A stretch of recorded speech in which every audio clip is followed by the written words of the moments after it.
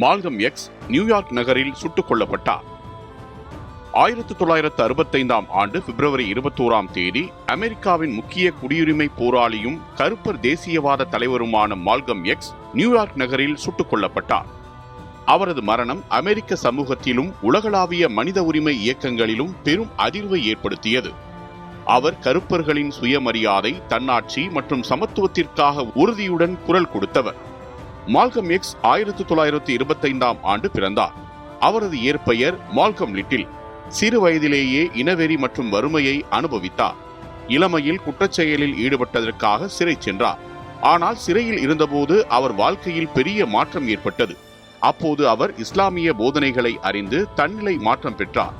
சிறையிலிருந்து வெளியே வந்த பிறகு அவர் நேஷன் ஆஃப் இஸ்லாம் அமைப்பில் இணைந்தார். அதன் தலைவரான எலிஜா முகமது அவர்களின் வழிகாட்டுதலின் கீழ் மால்கம் எக்ஸ் கருப்பர்களின் உரிமைக்காக தீவிரமாக பேசினார். வெள்ளையர் ஆதிக்கத்திற்கு எதிராக அவர் கடுமையான கருத்துக்களை வெளிப்படுத்தினார். இதனால் அவர் பலரின் கவனத்தையும் விமர்சனத்தையும் பெற்றார். பின்னர் நேஷன் ஆஃப் இஸ்லாம் அமைப்புடன் கருத்து வேறுபாடு ஏற்பட்டதால் மால்கம் எக்ஸ் அதிலிருந்து விலகினார். அவர் மெக்கா புனித யாத்திரைக்கு சென்று வந்த பிறகு அனைத்து இனங்களும் சமம் என்ற பரந்த பார்வையை எடுத்துரைக்க தொடங்கினார். அவரது சிந்தனையில் மாற்றம் ஏற்பட்டாலும் கருப்பர்களின் உரிமைக்கான போராட்டத்தில் அவர் தளரவில்லை.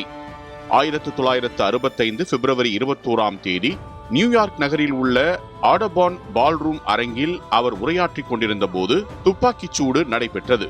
பலர் முன்னிலையில் அவர் பலமுறை சுடப்பட்டார். உடனடியாக மருத்துவமனைக்கு கொண்டு செல்லப்பட்டாலும் அவர் உயிரிழந்தார்.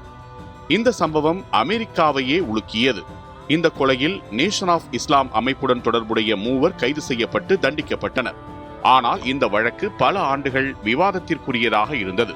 பின்னர் விசாரணைகள் மீண்டும் நடத்தப்பட்டு சில தீர்ப்புகள் மாற்றப்பட்டன.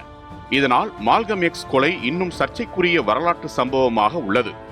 மால்கம் எக்ஸ் அவர்களின் சிந்தனைகள் பல தலைமுறைகளுக்கு தாக்கத்தை ஏற்படுத்தின. அவர் கருப்பர் பெருமை, தன்னம்பிக்கை மற்றும் சமூக நீதி குறித்து வலியுறுத்தினார். அவரது வாழ்க்கையும் மரணமும் அமெரிக்க குடியுரிமை இயக்க வரலாற்றில் முக்கிய இடத்தை பெற்றுள்ளது. இன்று கூட அவர் ஒரு போராட்ட சின்னமாக நினைவு கூறப்படுகிறார்.